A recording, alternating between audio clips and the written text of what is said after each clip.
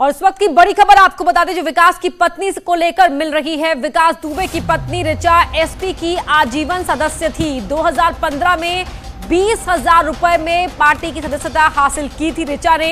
2015 में एसपी के समर्थन से चुनाव भी लड़ा था। पार्टी के सभी कार्यक्रमों में शामिल होने का जिक्र, पार्टी की नीतियों के प्रचार प्रसार करने का भी जिक्र सामने आ रहा है। बड़ी खबर आपको बता रहे हैं, साथ ही आपको एक्सक्लूसिव तस्वीर भी दिखा रहे हैं। वो रसीद आप टीवी स्क्रीन पर देख सकते हैं जो 20,000 रुपए में ऋचा ने कटवाई थी अपने नाम से। और समाजवादी पार्टी का चुनाव चिन्ह भी आप देख सकते हैं, साइकिल, यानी कि समाजवादी पार्टी की आजीवन सदस्यता हासिल करने के लिए ऋचा ने ये रसीद कटवाई थी। 20,000 रुपए का भुगतान इसके लिए किया था। और 2015 में, साल 2015 में 20,000 रुपए में सदस्यता हासिल की थी। पार्टी के सभी कार्यक्रमों में शिरकत करती रही है ऋचा, इस बात का जिक्र भी हो रहा है। पार्टी की नीतियों के प्रचार प्रसार करने का भी जिक्र सामने आया है। आप ये तस्वीर देख सकते हैं टीवी स्क्रीन पर और देखिए, इसमें नाम लिखा हुआ है ऋचा दुबे, पत्नी विकास दुबे। ऋषभ मणि हमारे सहयोगी फोन लाइन पर जुड़ गए हैं। ऋषभ, विकास दुबे किसकी संरक्षण में फल फूल कर यहां तक पहुंचा, इसको लेकर राजनीतिक बहस तो चल ही रही है। अब सामने जो ये खुलासा आया है उससे कई तरह की कड़ियां जुड़ जाती हैं।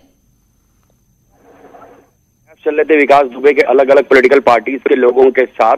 अब उसके उन कयासों पर न्यूज 18 ने ब्रेक लगा दिया। न्यूज 18 एक्सक्लूसिव ये तस्वीरें दिखा रहा है कि विकास दुबे की पत्नी ऋचा दुबे समाजवादी पार्टी की आजीवन सदस्य थी। आजीवन सदस्यता की जो रिसीट है 20,000 रुपए की, 2015 में ऋचा दुबे ने सदस्यता ली थी समाजवादी पार्टी की, उसकी रसीद हम दिखा रहे हैं। और साथ ही एक फॉर्म दिखा रहे हैं। 2015 में जिला पंचायत सदस्य का चुनाव लड़ा था समाजवादी पार्टी के समर्थन से ऋचा दुबे ने। जो फॉर्म उसने भरा था अधिकृत प्रत्याशी बनने के लिए, उसी फॉर्म की कॉपी न्यूज 18 चला रहा है। कानपुर के घिमऊ नगर पंचायत क्षेत्र से ऋचा दुबे इस वक्त भी पंचायत सदस्य हैं। उस वक्त जब इन्होंने फॉर्म भरा था समाजवादी पार्टी का समर्थन हासिल करने के लिए, वो फॉर्म हम चला रहे हैं। हम वो रिसीट दिखा रहे हैं जिसमें ये साबित हो जाता है कि ऋचा दुबे समाजवादी पार्टी की आजीवन अधिकृत सदस्य हैं। 20,000 रुपए उन्होंने सदस्यता शुल्क दिया था। क्या आपने इसको लेकर समाजवादी पार्टी से रिएक्शन लिया? क्या कहना था एसपी के उन प्रवक्ताओं का जो कल तक बड़ी बड़ी बहसों में बड़े बड़े आरोप लगा रहे थे? देखिए, अभी तक तो समाजवादी पार्टी की ओर से कोई अधिकृत बयान नहीं आया है, क्योंकि समाजवादी पार्टी के लोग पहले ये बात कह रहे थे कि जिला पंचायत सदस्य का जो चुनाव होता है उसमें कोई पार्टी के सिंबल पे नहीं लड़ता है। लेकिन अब न्यूज 18 ये खुलासा कर रहा है कि सपा का समर्थन लेने के लिए सपा ज्वाइन की थी ऋचा दुबे ने। उसकी आजीवन सदस्यता की रसीद हम चला रहे हैं। और उस वक्त जिला पंचायत सदस्य का चुनाव लड़ने के लिए जो फॉर्म भरा गया था ऋचा दुबे का, उसमें उन्होंने अधिकृत प्रत्याशी होने का दावा किया है। वो ये फॉर्म भरा है सपा से अधिकृत प्रत्याशी बनने के लिए। वो फॉर्म की कॉपी भी हम चढ़ा रहे हैं। अभी तक हालांकि कोई सपा का इसकी ओर बयान नहीं आया और है। एसपी के विधायक सतीश निगम के साथ भी तस्वीरें उनकी देखने को मिल रही हैं, जो सामने आई है विकास दुबे की तस्वीरें। जी देखिए, उनकी तस्वीरें तो विकास दुबे की सपा के पूर्व विधायक सतीश निगम के साथ, सपा की सरकार में कैबिनेट मंत्री रहे शिव कुमार बेरिया, सपा सरकार में मंत्री रहे अरुणा कोहली, इन सबके साथ उसकी फोटो देखने को मिल रही थी। लेकिन अब जो हम चला रहे हैं ये अधिकृत रसीद है समाजवादी पार्टी। तो ये ऑफिशियल स्टैंप लगाने जैसा है कि देखिए, बातें कल तक हर पार्टी कर रही थी, एक दूसरे पर आरोप लगा रहे थे, लेकिन अगर हम ऑफिशियल पेपर्स की बात करें तो समाजवादी पार्टी की आजीवन सदस्यता हासिल कर चुकी थी विकास दुबे की पत्नी ऋचा दुबे साल 2015 में ही। ऋषभ मणि, बहुत बहुत शुक्रिया आपका इस पूरी जानकारी के लिए। वहीं एसपी के विधायक सतीश निगम के साथ विकास दुबे की तस्वीरें वायरल हो रही हैं और ये तस्वीरें यहां पर दिखाई दे रही हैं, जिसमें तस्वीरों में एसपी के विधायक सतीश निगम विकास दुबे के साथ नजर आ रहे हैं।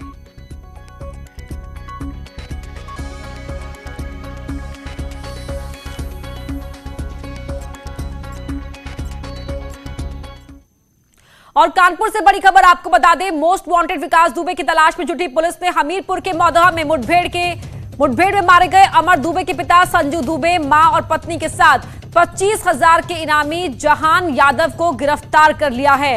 इस वक्त की बड़ी खबर आपको बता रहे हैं, मोस्ट वांटेड विकास दुबे भले ही अभी पुलिस गिरफ्त से आजाद है, लेकिन पुलिस ने हमीरपुर के मौदहा में मुठभेड़ में विकास दुबे के करीबी अमर दुबे को मार गिराया और अमर दुबे के पिता संजू दुबे, मां और पत्नी के साथ ही 25,000 के इनामी जहान यादव को गिरफ्तार भी कर लिया है। तो कानपुर से इस वक्त की बड़ी खबर आपको बता रहे हैं। लगातार इस पूरे मामले में अपडेट हम आपको पहुंचा रहे हैं। अमित गंजू कानपुर से हमारे साथ लाइव जुड़ गए हैं। अमित, जहान यादव की गिरफ्तारी कितनी अहम मानी जाए इस पूरे केस को देखते हुए? देखिए, अपना मैं बताना चाहूँगा, मैं तो इस समय बिकरू गांव में खड़ा हूँ। दो चीज़ें अपडेट कर दूँ। मेरे ठीक पीछे देखिए, पहले एसटीएफ की टीम यहाँ पहुँच चुकी है। एसपी एसटीएफ खुद मौजूद है टीम के साथ। इस कुएं जिसका जिक्र हो रहा था कि इसमें असला हो सकता है, एसपी मौजूद, उनकी पूरी टीम आई है। ग्रामीणों से पूछताछ चल रही है और उसके बाद पूरा ये सारा सेगमेंट चल रहा है कि आखिर इसमें क्या सत्यता है। लेकिन जब तक कि कोई फैक्ट सामने नहीं आएंगे, थोड़ा कहना मुश्किल होगा कि क्या उसमें जाँच में मिला है। और जहाँ तक रही बात अमर दुबे की, जिसको एनकाउंटर में आज मार गिराया है हमीरपुर में, तो कहीं ना कहीं ये चीज़ें भी सामने आ रही हैं और इनके साथ इससे ही चीज़ें सामने आ रही हैं। और देखने वाली बात होगी कि जो जहान यादव का बात है, वो भी इसी गांव का रहने वाला, 25,000 का इनामी था। उस घटना वाले दिन वही मौजूद था। हम एसपी से बात करने की कोशिश करते हैं कि वो बात करते हैं कि नहीं। हमारे साथ एसपी एसटीएफ से बात करें। सर, इस जाँच में कोई कुएं में खास चीज़ मिली सर? नहीं, अभी तो कोई चीज़ नहीं मिली सर। एसटीएफ एड़ी चोटी का बल लगाया है, हर जगह कैंप कर रही है। कोई क्लू ऐसा मिला जैसे कि जहान यादव की बात थी, वो भी अरेस्ट हो गया और अमर को आज मार गिराया गया है? हाँ, ये कड़ियाँ जुड़ रही हैं क्या? देखिए, अभी ज़्यादा कुछ मैं कहने की स्थिति में नहीं हूँ। अभी मैं कुछ काम में लगा हुआ हूँ और जैसे कोई अच्छी चीज़ आप मिलेगी आपको जरूर बताएंगे। तो आपने देखा, ये एसपी एसटीएफ है जो यहाँ अपनी पूरी टीम के साथ कैंप कर रहे हैं। इनका साफ कहना है कि तमाम क्लूज मिल रहे हैं। जहान यादव जिसकी बात कर रहे हैं, वो 25,000 का इनामी था। उसके अलावा अमर की माँ, उसके पिता संजीव और उसकी वाइफ रिचा को गिरफ्तार कर लिया गया है। ये सबसे बड़ी अपडेट अभी न्यूज़ 18 अपने दर्शकों को बता रहा है। और इस कुएं का जिक्र हो रहा था, सुबह से इसमें पूरी टीम लगी है। अब ना देखिए कितना ऑफिसर्स को लगाया गया है। 4 गोताखोर इसमें रखे गए थे। पूरा सुबह से जनरेटर चल रहा है इसमें, अगर देख सकते हैं। इस जनरेटर के माध्यम से पूरा सकिंग का काम पूरा चल रहा है ये इसमें। लेकिन अभी तक कोई चीज़ सामने उभर के नहीं आई। अभी एक टीम कुछ गांव ग्रामीणों को लेकर कुछ देर बाद यहाँ पहुंचेगी, उसके बाद पता चलेगा कि वास्तविकता क्या है। जी बिल्कुल अमित, जरा आसपास की जो तस्वीरें हैं दिखाइए। जो बिकरू गांव है ये, जहां पर विकास दुबे का ठिकाना था, उससे कितनी दूर पर ये कुआं है। और जो गांव के लोगों के इनकॉर्पोरेशन की बात कही जा रही थी कि वो कॉपरेट नहीं कर रहे हैं, अब क्या कहा जा रहा है? क्या वो अब बातचीत में सहयोग कर रहे हैं? जो पुलिस उनसे पूछने आ रही है, क्या उन सवालों का जवाब सही ढंग से दे पा रहे हैं?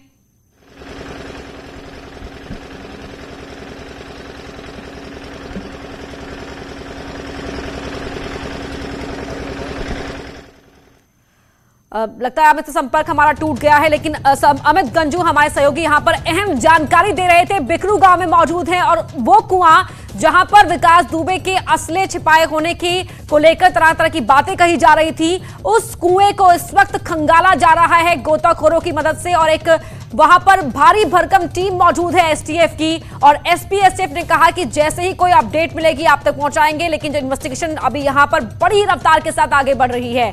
एक बार वापस अमित गंजू का रुख करेंगे, लेकिन फिलहाल खबरों में अब आगे बढ़ते हैं।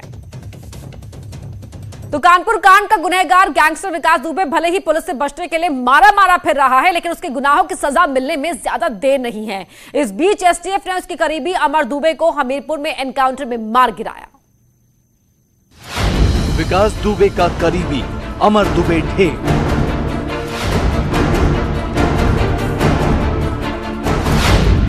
एसटीएफ ने एनकाउंटर में मार गिराया।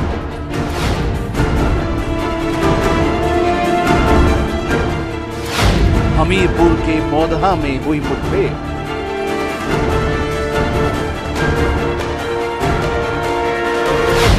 कानपुर कांड में था नामजद आरोपी। विकास दुबे के करीबी अमर दुबे को एसटीएफ ने हमीरपुर एनकाउंटर में ढेर कर दिया। सूत्रों के मुताबिक अमर दुबे फरीदाबाद में छिपा हुआ था और वो मौदहा में करीबी रिश्तेदार के घर छिपने गया था। रात में जब पुलिस ने हरियाणा के फरीदाबाद में दबिश दी तो एसटीएफ के दबाव में वो फरीदाबाद से मौदहा आ रहा था। सुबह करीब 6:30 बजे ये मुठभेड़ हुई। एसटीएफ से घिरने के बाद अमर दुबे ने तमंचे से फायरिंग की। जवाब में एसटीएफ ने भी फायरिंग की और वो मारा गया। कानपुर में 8 पुलिसकर्मियों की हत्या के मामले में नामजद था। इस मुठभेड़ में इंस्पेक्टर मनोज शुक्ला, दरोगा सत्यप्रकाश और सिपाही राजू को गोली लगी है। इसके द्वारा पुलिस पार्टी पर कई राउंड फायरिंग किए गए, जो रिटेलिएटरी आत्मरक्षात्मक फायरिंग पुलिस द्वारा की गई, उसमें यह घायल हुआ। और इसके तरफ से जो गोलियां चलाई थी उसमें हमारे SHO मौदाहा और एक STF के कांस्टेबल को गोली लगी है, उन्हें चोट आई है। उन दोनों को हॉस्पिटल भर्ती कराया गया है इलाज के लिए। अमर विकास के सबसे खास लोगों में से एक था। बताया जा रहा है कि 2 जुलाई की रात को जब पुलिस विकास दुबे के घर पर दबिश देने गई थी तो अमर दुबे भी वहां मौजूद था। आरोप है कि पुलिस वालों की हत्या में वो भी शामिल था। खूनी खेल खेलने के बाद वो विकास दुबे के साथ ही भाग निकला था। Bureau report, news 18। वहीं मुठभेड़ में मारे गए अमर दुबे की दादी से बात की हमारे सहयोगी सौरभ मिश्रा ने। इस वक्त जो गांव में बिकरू गांव में अमर दुबे की दादी हमारे साथ मौजूद हैं। आपको जानकारी मिली? हमें नहीं बेटा, आपने दी है, हमें कुछ नहीं जानकारी है। अतुल दुबे भी मार दिया गया, नाती भी मार दिया गया बेटा, बाबा भी अभी मरे, हमारे भाई गया। अच्छा, कभी अगर अमर दुबे को आपने मना किया हो या अतुल को आपने कहा हो कि बेटा ये गलत रहा, आप चुन रहे हैं? अलग रहते थे। नहीं, आपसे जब अतुल मिलता होगा, अमर मिलता होगा निश्चित तौर से, कितने साल से पूरा करने में? अपने माँ बाप से सब लोग बात करते थे, हमसे कोई बात नहीं बेटा करता था, क्योंकि हम। आपको डर लगता था अमर अतुल से? डर क्या बेटा लगता था, जरा देर के लिए आए अपने मकान में अतुल ले आते थे, अकेले रहते थे। यहाँ परिवार पता नहीं कहाँ रहता है, उसमें बैरी में इसका ससुराल। जी। हाँ, वो सब अलग रहते थे बेटा। जब माता जी ये जानकारी मिली कि 8 पुलिसकर्मी शहीद हो गए हैं, तो आपको ये जानकारी निश्चित तौर से मिली, तो क्या लगा कि विकास, अतुल, अमर, इनको क्या सजा मिलनी चाहिए? कितनी कड़ी सजा मिलनी चाहिए? इन्होंने 8 लोगों के परिवार को बर्बाद कर दिया। बेटा वो तो तुम ठीक कहते हो, ठीक कहते हो, लेकिन हम अब लगता है हमको, लेकिन हमें सबक सबके लिए लगता है। क्या करें बेटा, हमारी कोई नहीं। पहली बात तो हम कहने की कोई अधिकारी नहीं। दादी, एक बात अम्मा ये बता दीजिए कि अमर और अतुल को आपने पुलिस के संग कितने बार, कई बार देखा होगा कि पुलिस लाओ लश्कर के साथ भी चलते थे, पुलिस के साथ भी? बेटा यहाँ तक नहीं आए। अच्छा, आए होंगे तो विकास के यहाँ आए होंगे, लेकिन बेटा मैंने नहीं देखा है। हम कुछ दिन तो बीमार रहे, अस्पताल में रहे। ये अमर दुबे की दादी हैं, अमर और अतुल दुबे जो भाई थे, ये उनकी दादी हैं। ये पीछे अमर दुबे का ये घर है, जहाँ पर कुछ ही दिन पहले शादी हुई थी, नई बहू भी इसी घर में है, और उसके बगल में अतुल दुबे का ये एक घर पड़ा हुआ है जहाँ पर अतुल अकेला रहता था। फिलहाल दोनों का ही पुलिस मुठभेड़ में दोनों की ही मौत हो गई। अब इंतजार है कि आतंक का पर्याय बने विकास का अंत कब होगा और गांव वाले कब जाकर चैन की सांस लेंगे। इस आतंक के अंत के लिए गांव वाले लगातार दुआ कर रहे हैं। चौबेपुर से सौरभ मिश्रा, न्यूज़ 18 इंडिया के लिए। उधर कानपुर में विकास दुबे के साथी शामू वाजपेयी को पुलिस ने मुठभेड़ के बाद गिरफ्तार कर लिया। शामू वाजपेयी पे 25,000 का इनाम घोषित है।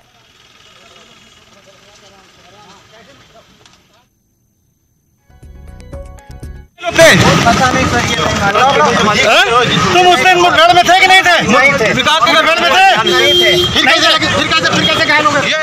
विकास के घर पर कितने लोग थे? पता नहीं सर, तुम उस दिन मुठभेड़ में थे कि नहीं थे? नहीं थे।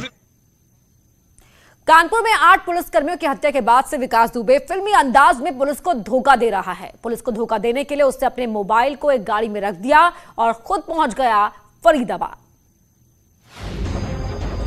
गैंगस्टर विकास दुबे ने पुलिस को फिल्मी अंदाज में दिया चकमा। उसने बॉलीवुड फिल्म की मशहूर फिल्म दृश्यम के अंदाज में अपना एक मोबाइल फोन किसी गाड़ी में डालकर नेपाल रूट के साइड भेजा। इसके बाद यूपी पुलिस और एसटीएफ की टीम नेपाल बॉर्डर की तरफ रवाना हो गई और इसका फायदा उठाकर विकास दुबे पहुंच गया फरीदाबाद। पुलिस के सूत्रों के मुताबिक गैंगस्टर विकास दुबे के एक पैर में चोट लगी हुई, इसके चलते वो लंगड़ा कर चल रहा है। पुलिस के मुताबिक विकास दुबे स्थानीय टैक्सी और बाइक का भी इस्तेमाल कर रहा है ताकि किसी को उसके ऊपर शक न हो और वो आसानी से फरार हो सके। पुलिस के मुताबिक फरीदाबाद में वो 2-3 दिनों से था। ओयो होटल के अलावा न्यू इंदिरा कॉलोनी में अपने कुछ दूर के रिश्तेदारों के साथ यहाँ रुका था। यहाँ से वो रहने के लिए गेस्ट हाउस पहुँचा था। हरियाणा पुलिस और एसटीएफ को इसकी भनक लग गई, लेकिन पुलिस के पहुंचने से पहले ही वो वहां से भाग निकला। छापेमारी में विकास तो नहीं हाथ आया, हाँ 3 गुर्गे जरूर पकड़े गए। इसमें उसका करीबी कार्तिकेय उर्फ प्रभात भी है। Bureau report, news 18। विकास दुबे एक बार फिर पुलिस के चंगुल में आने से पहले ही फरार हो गया। पुलिस ने फरीदाबाद के गेस्ट हाउस में छापा मारा, लेकिन विकास दुबे इससे पहले ही वहां से भाग निकला। फिर बच गया विकास दुबे, फरीदाबाद से हुआ फरार। गेस्ट हाउस में छिपा था विकास दुबे। 2 करीबी चढ़े पुलिस के हत्थे। विकास दुबे की गिरफ्तारी के लिए यूपी पुलिस और एसटीएफ लगातार छापेमारी कर रही है, लेकिन एक बार फिर वो पुलिस के हाथों में आने से बच गया। विकास दुबे के हरियाणा के फरीदाबाद के गेस्ट हाउस में होने की खबर आई तो पुलिस और एसटीएफ फौरन वहां पहुंची। चश्मदीदों के मुताबिक 30 से 35 पुलिसकर्मियों ने सादी वर्दी में गेस्ट हाउस में धावा बोला, लेकिन यहां उसे निराशा हाथ लगी। पुलिस के पहुंचने से पहले ही वो फरार हो गया। पुलिस ने यहां विकास दुबे के 2 साथियों को हथियारों के साथ पकड़ा है। फरीदाबाद में उसे शरण देने के आरोप में प्रभात और अंकुर को पुलिस ने गिरफ्तार कर लिया है और उससे पूछताछ की जा रही है। इसके साथ ही पुलिस को सीसीटीवी फुटेज मिला है, जिसमें दिख रहे शख्स के विकास दुबे होने का दावा किया जा रहा है। Bureau report, news 18। विकास दुबे मामले में फरीदाबाद पुलिस के हाथ एक अहम सीसीटीवी फुटेज लग चुका है, जिसमें एक संदिग्ध नजर आ रहा है। पुलिस सूत्रों के मुताबिक ये विकास दुबे है, जो होटल से निकलने के बाद ऑटो में बैठकर आगे कहीं और भाग गया। आप देख सकते हैं 2 तस्वीरें आप टीवी स्क्रीन में देख पा रहे हैं। एक में एक शख्स ऑटो में सवार होता नजर आ रहा है और दूसरी तस्वीर में एक शख्स इंतजार करता हुआ दिखाई दे रहा है और पुलिस को ये शक है कि ये विकास दुबे ही है।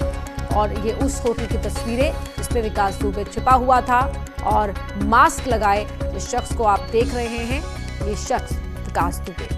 कानपुर के चौबेपुर के बिकरू गांव में जिस जेसीबी का इस्तेमाल करके रास्ते को बंद किया गया था, उसके मालिक सुल्तान को न्यूज़ 18 ने ढूंढ निकाला है। उसके मालिक का कहना है कि विकास दुबे और उसके गुर्गों ने जबरन रास्ता बंद करवाया था और घटना होने के बाद उसे वहां से भगा दिया था। मालिक सुल्तान से बात की हमारे सहयोगी अमित गंजू ने। बिकरू में जिस प्रकार से पुलिस की निर्मम हत्या हुई, उस कड़ी में बार बार एक जेसीबी का जिक्र हो रहा है, जिस जेसीबी के माध्यम से उस गांव के रास्ते को बंद कर दिया गया। वो जेसीबी किसकी थी, उस रात क्या हुआ, उसको जानने के लिए जेसीबी के मालिक सुल्तान हमारे साथ खुद है। सुल्तान भाई, क्या हुआ था, कुछ बताएं सर। हमें उस दिन के बारे में मालूम तो है नहीं, लेकिन ड्राइवर का सुबह कॉल आया, उसने मुझको ये बताया कि वहाँ पे कोई वारदात हो चुकी है, वहाँ गोली वोली चल गई, तो हम लोग वहाँ से भाग आए और जेसीबी वहीं पे छोड़ आए हैं। फिर हमने ठीक कोई बात नहीं, फिर उसके बाद न्यूज में देखा तो मालूम हुआ कि जेसीबी बेड़ा होके लगा दी गई वहाँ पे। फिर जब ड्राइवर वो उसको बुलाया हमने, तो ड्राइवर आया, उसने हमको बताया कि ये जेसीबी उन्होंने जबरदस्ती लगवाई थी। क्या हुआ था, ड्राइवर बता रहा था, कुछ बताइए, उसको कहाँ बंद कर दिया था, ड्राइवर को किसने बंद कर दिया था? उससे गाड़ी लगवाने के बाद कहा अपने घर अंदर जाइए, वहाँ खाना ना खा के सो जाइए जाकर, तो वो अंदर चला गया। उसके बाद वो लेट गया। अब इसके आगे की बात था तो वही बताएगा ड्राइवर। ये जेसीबी आपसे किसने किराए पर मंगवाई थी और कितने दिन से थी और किस काम के लिए थी? जेसीबी हमारी जो है लगभग 17 मई को गई थी और 14 जून को वापस आ गई थी। फिर 14 के 22 जून को फिर चली गई थी। वहाँ ग्राम सभा का काम चल रहा था और जो गांव वाले उनके पास जाते थे, कहते हमारी गाड़ी यहाँ खेत में चलना है, खेत को बराबर होना है, लेवल होना है, तो इसलिए वो अपने अपने गांव वाले भी यूज के लिए ले जाते थे। आप चाहें तो वहाँ गांव में पता कर सकते हैं। सर, जिस प्रकार से गाड़ी को लगाया गया, क्या पहले से प्लान था जेसीबी ऐसे लगानी? ड्राइवर साहब की बात नहीं, अगर ऐसा प्लान होता तो ड्राइवर गाड़ी क्यों ले जाता है? उसको वहाँ पे बुलाया गया था। बात कर रहे हैं जिसमें हुआ अचानक लास्ट मोमेंट डिसाइड हुआ कि जेसीबी ऐसे खड़ी कर दो। तो ये तो ड्राइवर ने वहाँ उनके जो गाड़ी चलवाते थे वहाँ पे, वो उसके साथ में थे, उनके पास फोन आया था कि गाड़ी लेके। कितने लोग थे? ये ड्राइवर ने नहीं बताया हमको, वो ये वही बताया 1-2 लोग वहाँ पे खड़े थे, तो उन्होंने कहा गाड़ी ऐसे लगा दो। ये फायरिंग तो सुनी थी वहाँ, जब फायरिंग हुई तभी उसके बाद वहाँ से भागा है। चौबेपुर के बिकरू में हुई दिल दहलाने वाली घटना के बाद जहां एक ओर तत्कालीन एसओ विनय तिवारी को सस्पेंड कर दिया गया है और पुलिस उससे पूछताछ कर रही है, तो वहीं विनय तिवारी और विकास दुबे के पहले से अच्छे संबंध थे, जिसकी बानगी उस वक्त देखने को मिली जब विनय तिवारी दिसंबर 2019 में थाना अध्यक्ष का पद संभालने के बाद टॉप 10 की बड़े बोर्ड को कबाड़ में फिकवा दिया था, जिससे ये सिद्ध होता है कि अगर वो अपनी ड्यूटी के प्रति गंभीर होते तो शायद इतना बड़ा घटनाक्रम ना होता। चौबेपुर थाने की टॉप 10 अपराधियों की लिस्ट में विकास दुबे का नाम नंबर 1 पे था, ये सब जानते थे, मगर तत्कालीन एसओ विनय तिवारी ने अपनी दोस्ती निभाते हुए यहाँ टॉप 10 की लिस्ट को इस कबाड़ में जहाँ बिल्कुल कोई नहीं देख सके इस बोर्ड को उठा के किनारे कर दिया था। चलिए पहले तो हम इस बोर्ड का दृश्य दिखाने की कोशिश करते हैं और देखिए कि किस तरह इस बोर्ड को किनारे रख दिया गया था, जबकि पहले नंबर पर विकास दुबे पुत्र श्री राम कुमार दुबे, ग्राम बिकरू, थाना चौबेपुर। और अपराध का प्रकार की बात देखिए, मारपीट और हत्या, HS नंबर 58 और मुकदमों की संख्या 152A और फोटो के साथ 1 से लेकर 10 तक जितने भी नाम अगर आप नजर पड़ सकती है तो देखा जा सकता है कि सबका, इनमें से किसी का भी अभी तक कार्रवाई नहीं हुई, जबकि वो 2019 में ये बोर्ड यहाँ लगवाया गया था और इस बोर्ड को अब एज इट इज यहाँ रख दिया गया। कहीं ना कहीं दोस्ती निभाई गई और उस दबंगई के आगे तत्कालीन SO ने इस नाम को भी दरकिनार कर दिया गया। अगर वक्त रहते इन टॉप 10 अपराधियों की धरपकड़ होती तो शायद पुलिस के जवान इतने शहीद नहीं होते। और इस वक्त मैं चौबेपुर थाने में खड़ा हूँ, पुलिस के पहरा देख सकते हैं। हमारे सूत्र बता रहे हैं कि विनय तिवारी इस वक्त जो तत्कालीन SO अंदर है और अब से कुछ देर बाद उनकी जो लिखा पढ़ी हो रही इसमें उनका नाम डाल के उनकी गिरफ्तारी कर ली जाएगी। मेरठ में एक अपराधी का वीडियो वायरल हुआ है।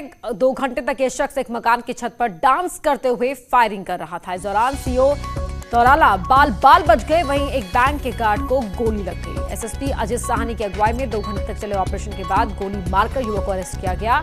आरोपी पहले भी फायरिंग के मामले में जेल जा चुका है, लेकिन जमानत पर छूटकर इन दिनों आया हुआ था। तस्वीरों में आप देखिए, ये यहाँ पर जो शख्स नाच रहा है उसके हाथ में आप देख पाएंगे तो ये फायरिंग कर रहा है, डीजे बजवाने की मांग कर रहा था। और जो हालत है इस शख्स की वो साफ नजर आ रही कि किस तरह बेखौफ होकर ये यहाँ पर गोलीबारी कर रहा था, फायरिंग कर रहा था। बैंक के गार्ड को उसमें गोली लग गई। छत पर डांस कर रहा था शख्स और ये जेल से छूट कर आया हुआ अपराधी है, जमानत पर जो छूट कर आया हुआ था। गार्ड को गोली मारी और CO बाल बजे इसकी फायरिंग में।